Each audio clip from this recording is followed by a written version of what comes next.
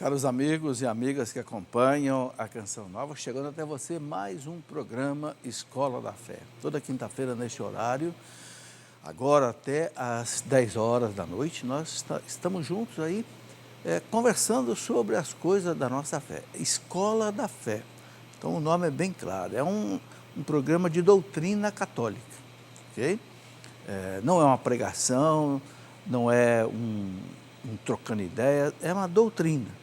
Cada dia, cada semana, nós vamos aí seguindo um tema. Estamos agora conversando sobre liturgia. Por quê? Nós terminamos o ano passado o estudo dos sacramentos e dos sacramentais. Os sacramentos e os sacramentais são o objeto da liturgia, então a gente precisa entender um pouco o que é liturgia. Depois, nós vamos entrar no estudo da moral católica, baseada nos 10 mandamentos, na dignidade do ser humano e etc. E vamos até o final do ano praticamente com esse tema, ok?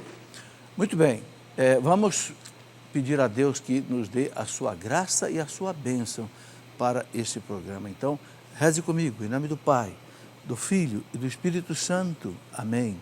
Vinde, Espírito Santo, enchei os corações dos vossos fiéis, acendei neles o fogo do vosso amor, enviai o vosso Espírito, tudo será criado, renovareis a face da terra. Oremos, ó Deus, que instruíste os corações dos vossos fiéis com a luz do Espírito Santo. Fazei que nesta noite apreciemos retamente todas as coisas segundo o mesmo Espírito e gozemos sempre da sua consolação. Por Cristo nosso Senhor. Amém. Pedindo a Nossa Senhora, a Mãe de Jesus, nossa Mãe, que recebemos aos pés da cruz, que ela interceda por nós para que nós possamos fazer um programa fiel àquilo que a Igreja nos ensina. Ave Maria, cheia de graça, o Senhor é convosco.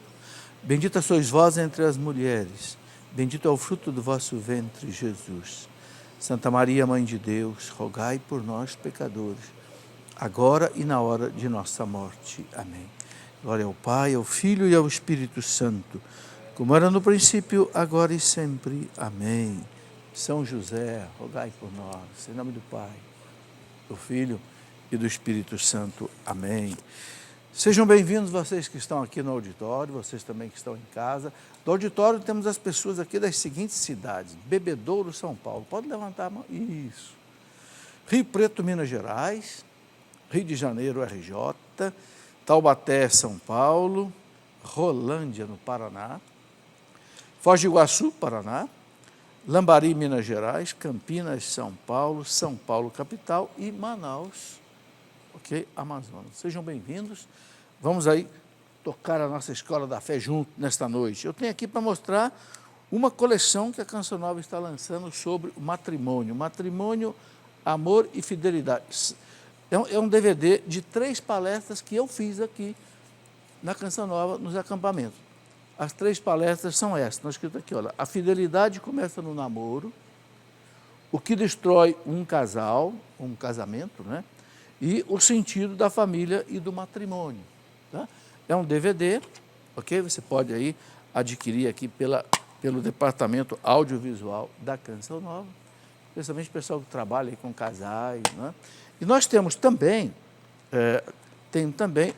um curso sobre família, que são 25 horas para você ouvir. Aqui são 3 horas, são 25 horas, pegando desde namoro até a viuvez, passando por todas as fases, né, da vida de um casal até a morte de um deles, ok? Temos aqui também um curso bíblico de 100 horas, é CD, aí é para ouvir. Esse curso bíblico é um estudo de cada um dos livros da Bíblia, de 72, um por um, ok? Detalhando bem. Um curso sobre o catecismo da igreja, 40 horas explicando as 4 partes do catecismo. Um curso de história da igreja, 100 horas, século por século, século I até o século XX. E aqui o livro também, História da Igreja. Esse livro é o primeiro volume, esse livro vai até o século VI, é a história antiga. Eu acabei de escrever agora a Idade Média, até o século XV. E vou começar a escrever, se Deus quiser, a Idade Moderna e Contemporânea até o século XX. Serão 3 volumes, se Deus quiser, ok? Quem gosta de estudar a história da igreja, quem gosta de conhecer a igreja mais a fundo, e é importante para a gente poder saber defender a igreja. Tem muita acusação, sabe, tem muita lenda negra sobre a igreja, que a igreja colocou Galileu na fogueira. Que Galileu? Galileu morreu numa cama, recebendo os 7 sacramentos da igreja. Não, porque a igreja matou milhões de bruxas. A igreja nunca pôs uma bruxa na fogueira. Foram os governantes que faziam isso. Há uma série de mentiras sobre a igreja e que muitas vezes os jovens, principalmente os universitários, que não têm o conhecimento que foi Inquisição, que foi Cruzado, que foi Galileu, começam a ficar com raiva da igreja. Aí o jovem que recebeu uma catequese em casa, de seus pais, fez primeira comunhão, vai para a universidade e fica com raiva da igreja. Por quê? Porque escutou uma porção de mentira. Ou então uma porção de acontecimentos históricos tirados do contexto da época e analisados na mentalidade de hoje. É claro que você vai condenar todo mundo. Ok? Se você julgar o seu avô, sua avó, com a mentalidade de hoje, você vai condenar tudo que seu avô e a avó faziam. Mas naquele tempo era outra, o contexto social, moral, etc. Então, isso aí, a história da igreja é muito importante para a gente conhecer essas coisas. E a Canção Nova tem todos esses outros produtos que vocês estão vendo aí, que ajudam a manutenção da Canção Nova, pelo departamento audiovisual. Tem até imagens, né? Imagens que você pode receber em casa, bem embaladinho, papel bolha, com isopor, chega direitinho aí na sua casa. Bem, eu gostaria de fazer um comentário rápido sobre essa questão do vírus Zika. Por quê? Porque eu tenho recebido uma série de informações, inclusive ligou para mim essa semana o doutor Paulo Leão. O doutor Paulo Leão, ele é presidente da Associação de Juristas Católicos do Rio de Janeiro. E diz, professor, está havendo muito pânico em relação a isso e é preciso orientar os católicos. Primeira coisa, não está provado que o vírus Zika faz acontecer a microcefalia. O doutor Paulo Leão me contou que o presidente da Colômbia disse no ar que na Colômbia tem 3.000 mulheres que tiveram o vírus Zika, deram à luz e nenhum bebê nasceu com microcefalia. Então, não está comprovado, pode ser, eu não estou dizendo que não seja, mas não está comprovado 100%, né? Inclusive, a Associação de Médicos e de Juristas Católicos do Rio de Janeiro estão preparando uma documentação sobre isso. Eu estou colocando isso porque está havendo muito pânico. As mulheres não querem mais engravidar, quem está grávida quer abortar. Olha, as mulheres católicas precisam saber o seguinte, a igreja não tem exceção para o aborto. Ah, mas a criança está com defeito. E aí, porque está com defeito, você vai matar a criança? A gente tem que ter mais carinho ainda com uma pessoa defeituosa do que com uma pessoa normal. Então, se nós formos eliminar todas as pessoas, isso aí chama-se eugenia, é aquilo que o Hitler fazia. A criança nascia com a orelha torta, o Hitler queria matar. Fazia xixi na cama, o Hitler queria matar. Isso chama-se eugenia, porque queria uma raça pura. Opa! A igreja não aceita o aborto em hipótese alguma, nem em caso de estupro, nem em caso de... Não. Só Deus pode tirar a vida de uma criança. É claro que o médico, quando uma mãe está com um problema, tem que tratar da mãe. Se por razões indiretas, efeitos colaterais de um tratamento, a criança morre, sem desejar a morte da criança, paciência. Agora, o que a igreja não aceita, vamos matar a criança para resolver um problema. Aí a igreja não abre mão, porque a vida é divina, só Deus tem o poder de matar. Ok, então, eu estou colocando isso, haverá novos esclarecimentos sobre isso. Eu quero ver se trago, inclusive, aqui ao programa, o doutor Paulo Leão, porque ele está em conversação, inclusive, com o cardeal do Rio de Janeiro, Dom Orani, e eles estão estudando a questão profundamente, estão gerando uma documentação sobre isso, e, na hora oportuna, eu já os convidei para vir aqui na Escola da Fé, para a gente fazer um programa sobre isso, porque isso é muito sério. A microcefalia pode ser gerada por muitas razões. Há uma suspeita de que em Pernambuco houve uma vacinação maciça, né, com relação ao sarampo, e a vacina do sarampo contém um vírus de Zika para o tratamento de sarampo, né, e que pode também gerar microcefalia em alguns casos. Então, há uma série de coisas que estão sendo estudadas, eu não estou afirmando nada nem negando nada, estou dizendo apenas que nós não podemos ficar achando e pensando que é automático. A mulher que tem o vírus Zika, ela, se estiver grávida, a criança vai ter microcefalia. Isso não é matematicamente assim. Não é. Bom, novos esclarecimentos virão.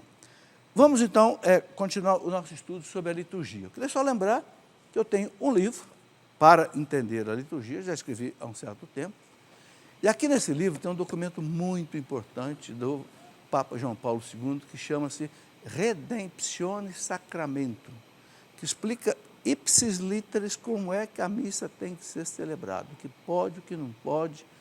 Está aqui, muitas pessoas têm dúvida, podem tirar aqui neste livro. Muito bem, vamos aqui então, nós já começamos esse assunto na semana passada. Quem quiser acompanhar os programas anteriores, eu tenho aqui a referência para indicar. Você pode ver aí no e-mail escoladafé@cançãonova.com, ok? E também, por aí você pode encontrar. E também no meu site, cleofas.com.br, você pode ter também esses slides que passam aqui na sequência toda, tá bem? Paramos aqui. O Catecismo da Igreja Católica, ele faz um apanhado de documentos da Igreja sobre a liturgia e o Catecismo traz. Então, sempre você vai ver aqui, Catecismo da Igreja Católica, número tal, aqui 1073. Mas não é um texto original do Catecismo, não, o Catecismo puxa lá de algum documento da Igreja. A maioria é do documento do Concílio Vaticano II, chamado Sacrosanctum Concilium, que fez a reforma litúrgica no concílio. Tá? Então, aqui nós temos no parágrafo 1073 do Catecismo essa citação. A liturgia é também participação da oração de Cristo. Veja, a oração de Cristo. Precisa entender que quem age na liturgia é o próprio Cristo, dirigida ao Pai no Espírito Santo. Então, a liturgia é o Cristo que reza ao Pai no Espírito Santo, pela pessoa do sacerdote, que atua em persona Christi. Nela, toda a oração cristã encontra sua fonte e seu termo, a sua finalidade. Pela liturgia, o homem interior é enraizado e fundado no grande amor com o qual o Pai nos ama. Então, na liturgia, né, o cristão entra na intimidade do amor do Pai que nos ama. Em seu Filho bem amado, Jesus Cristo. Então, veja que a liturgia é uma coisa muito profunda. Né? Eu estou insistindo aqui nesse assunto, eu sei que é um assunto que não é muito fácil, mas que o nosso povo precisa ter uma boa formação litúrgica. A gente vai entender aos poucos aqui por quê. Vamos lá, pode passar. Olha aqui o que diz o 1074 do Catecismo, citando lá os documentos da Igreja. A liturgia é o ápice quer dizer, o ponto mais alto, para o qual tende a ação da Igreja. Então, a ação da Igreja tende para a liturgia. Então, a evangelização, a catequese, a caridade, né, tende para a liturgia. Okay? E, ao mesmo tempo, é a fonte de onde emana toda a sua força. Olha aqui, Sacrosanto Concílio número 10. Toda a força da Igreja vem da liturgia. Porque ali é o Cristo que reza ao Pai por nós. Não sou eu e você que pede ao Pai, é o próprio Cristo que pede ao Pai. Por isso que aí vem toda a força da Igreja. Veja com que profundidade a gente precisa participar da liturgia. E quando eu falo da liturgia, vejam bem, não é só a missa. Todos os sacramentos são atos litúrgicos. Todos os sacramentais Um padre que vai dar uma bênção na casa, no carro, a bênção no escapulário, é um ato litúrgico. A liturgia das horas que você reza é um ato litúrgico. Ok? Bom, portanto, a liturgia, é o lugar privilegiado da catequese do povo de Deus. Olha que coisa interessante. Você já ouviu isso? Dizer que a liturgia é o lugar privilegiado da catequese. Por que isso? Porque a igreja tem aquele lema, lex orandi, lex credenti. Ou seja, a maneira que a igreja reza é a maneira que a igreja crê. Então, quando você está rezando, você está aprendendo a doutrina. Entendeu? Porque lex orandi, lex credenti. Você está orando, você está aprendendo. Uma coisa muito importante que a gente precisa aprender é prestar atenção na profundidade que tem, por exemplo, as orações da missa. Entende? Por exemplo, quando o padre começa a oração eucarística, aquele prefácio, cada missa é um prefácio diferente, porque é uma celebração diferente. Então, que profundidade aquele prefácio. Comece a pensar isso. Aquela oração da coleta, quando o padre diz, oremos. Que profundidade aquela oração. Ali tem doutrina, ali tem catequese. O desenvolvimento da oração eucarística. O padre reza pelas almas do purgatório, o padre reza pelo Papa, reza pelos bispos, reza pelo povo, reza pelos doentes, reza pelas almas do purgatório. Olha aí a doutrina. E a homilia? A homilia é uma grande catequese. Como é que tem que ser a homilia? A homilia, o padre tem que falar das leituras. A primeira leitura, normalmente do Antigo Testamento, nem sempre. A segunda leitura, o salmo de meditação e o evangelho. O padre tem que desdobrar isso aí. Por quê? As leituras da missa, elas são todas correlacionadas. Uma está ligada à outra. Então, a boa homilia, a boa homilética, que é o estudo da homilia, é aquela em que o padre desdobra. Primeira leitura, ele tira esse ensinamento, que liga na segunda, que liga com o salmo e que liga com o evangelho. Não pode a homilia ser bagunçada, ser uma colcha de retalho. Tem homilia que você escuta, você não entende nada. Porque o padre vai lá, vem aqui, vai lá, vem aqui, vem aqui. Não, a homilia tem que ser assim, ó. Você entendeu? Tem que ser uma exposição assim contínua e clara e sintética, para que o povo entenda o que é a liturgia daquela missa, daquele domingo, daquela memória que a igreja está fazendo naquele dia. Entende? É como, por exemplo, você vai numa celebração, por exemplo, de 7 de setembro. O sujeito vai falar lá do 7 de setembro, né? Vai falar do Dom Pedro, que, né, independência ou morte, e as consequências. Não vai ficar falando de uma opção de coisa salteada. Então, a missa é uma celebração. A liturgia é uma celebração. Ok, pode passar. Para conhecer a liturgia, diz aqui os documentos, não basta conhecer os ritos e as rubricas. O que são as rubricas? As rubricas, no missal romano, ou nos sacramentais, os livros onde você celebra, o que você tem que observar? Chamam-se rubricas. Ok?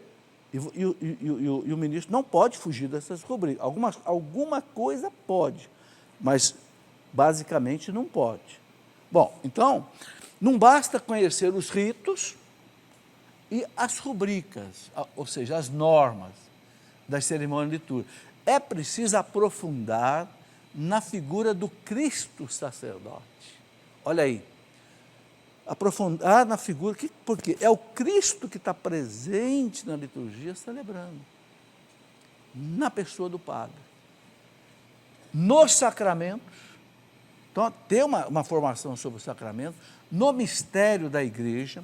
O que é a igreja? Se a pessoa não souber o que são os sacramentos, não souber o que é a igreja, ele não entende a liturgia. Não é? E no mistério, através da qual Cristo, ou seja, através da igreja, Cristo continua, olha aqui, Cristo continua sua missão de salvar a humanidade. Pela igreja, Cristo continua a sua missão de salvar a humanidade. É a igreja que celebra, é a igreja que toca você, e quando a igreja toca você, o Cristo toca você, pelos sacramentos, que são o quê? A liturgia. Então, esse contexto básico é muito importante a gente reter. Ok, estamos no momento do primeiro intervalo, vamos fazê-lo, mas espere aí que você vai ver que é um intervalo bastante rápido, nós voltamos já.